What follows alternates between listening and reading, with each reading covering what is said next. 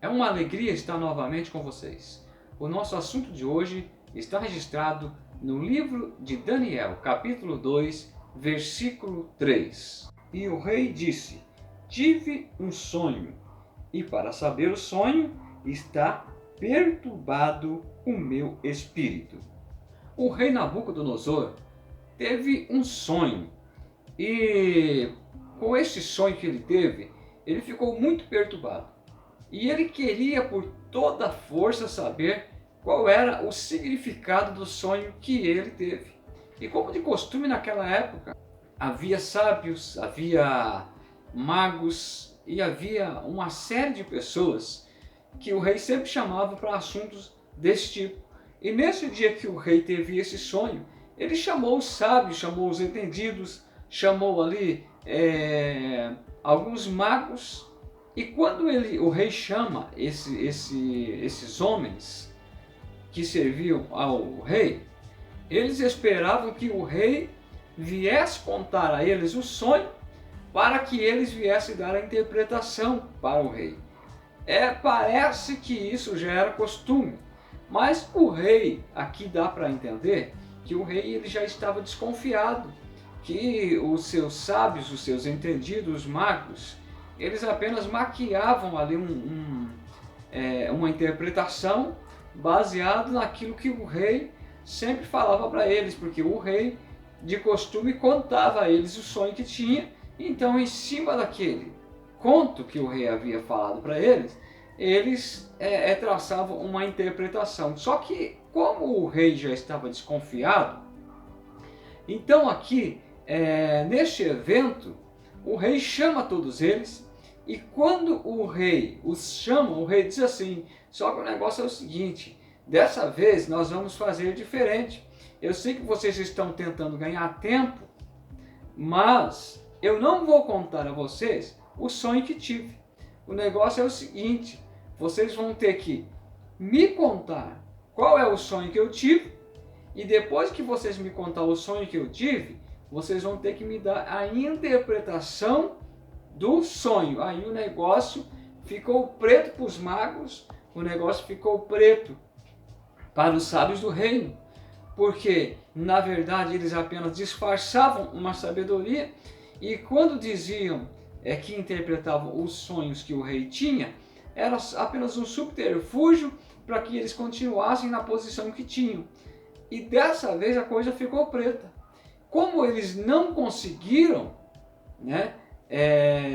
contar ao rei o sonho que ele teve, e segundo eles, de acordo com eles, eles disseram assim: olha, rei, homem nenhum pode contar a ti o sonho que tu tivesse, sem que tu nos revele o sonho que teve. Então o rei se enfureceu e mandou matar todos os sábios, todos os entendidos, os magos e todos que faziam parte desta tarefa no reino. Só que o problema é que entre esses sábios estava quem? Estava Daniel, estava Sadraque, Mesaque e Abednego, entre os sábios que estavam cativos na Babilônia. E quando Arioque, que era o encarregado por pegar e matar todos eles, dar a ordem para matar eles, Daniel, quando percebe esse agito, chama Arioque e pergunta a Arioque o que está acontecendo, por que o rei mandou matar todos esses homens. E então aqui Arioque, ele começa a explicar para Daniel: olha, Daniel, aconteceu que o rei teve um sonho, e o rei pediu a eles que contasse o sonho, explicou toda a situação ali para Daniel, e concluindo ele disse: olha, nenhum deles teve interpretação, não conseguiram contar o sonho e nem mesmo tiveram interpretação. O rei se enfureceu e mandou matar todos eles.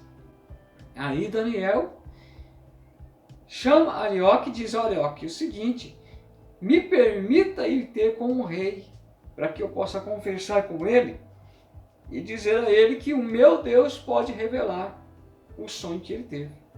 Então, Daniel é levado à presença do rei, e quando Daniel chega na presença do rei, e se apresenta lá, o rei pergunta a ele: és tu Daniel? Tu tens capacidade para revelar? E Daniel então fala: eu não tenho, mas o meu Deus tem e tal. Dá toda aquela explicação.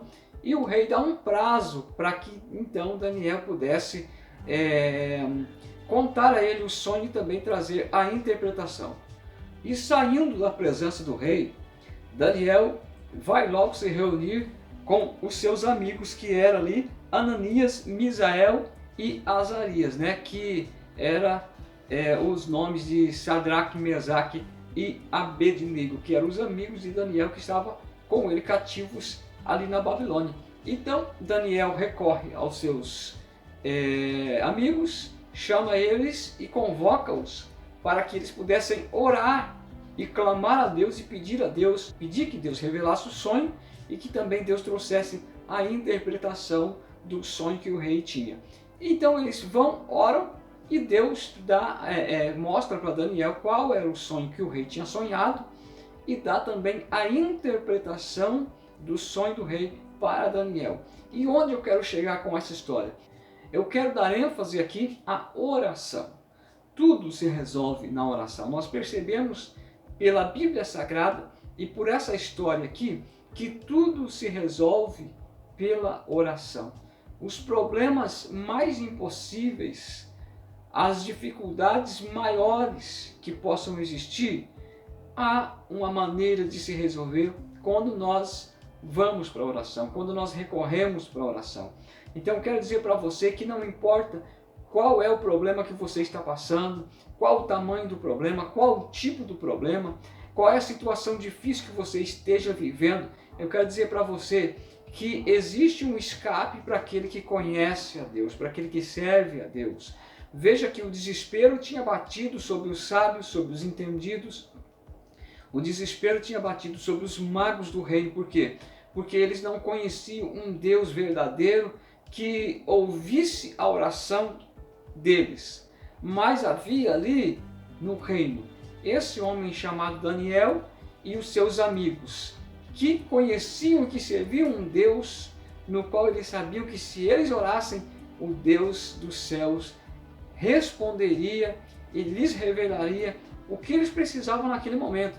Então eu quero dizer a você nesse instante, meu amigo, minha amiga, que há solução para tudo a partir do momento que nós decidimos levar tudo a Deus em oração.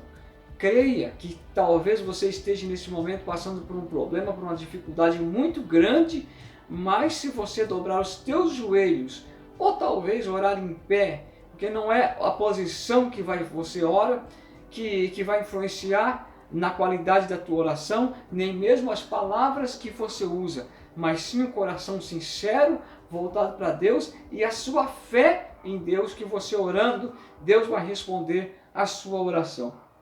Perceba que nós também encontramos outras histórias na Bíblia Sagrada, como por exemplo uma história que quero destacar aqui, que é a história de Ana.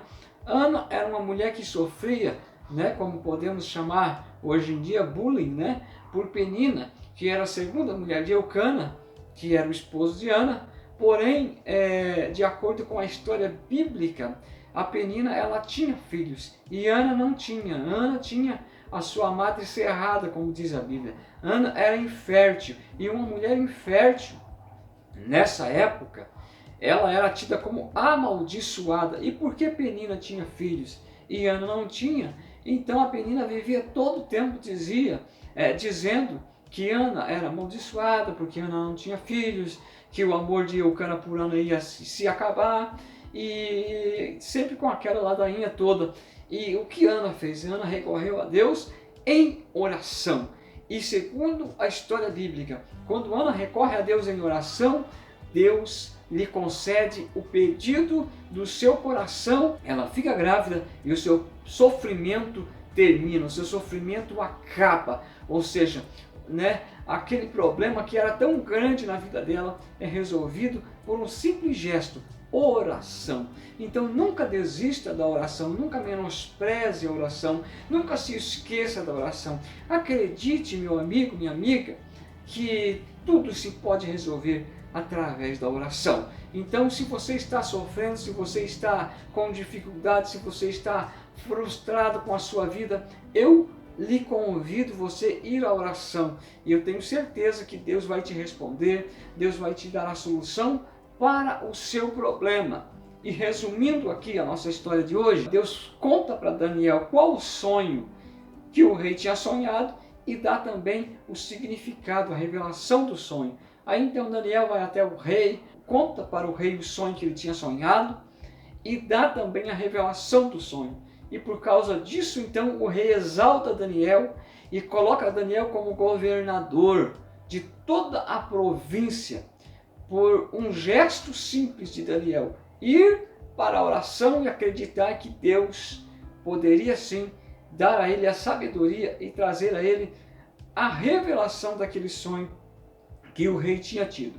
E mais uma coisa que me chama muito a atenção nessa história é que Daniel não se esquece dos seus amigos, porque quando o rei exalta Daniel e quando o coloca por governador, Daniel se lembra dos seus amigos que estavam com ele ali no reino, que era Sadraque, Mesaque, Abednego, que tinham também aqui o nome de Ananias, Misael e Azarias.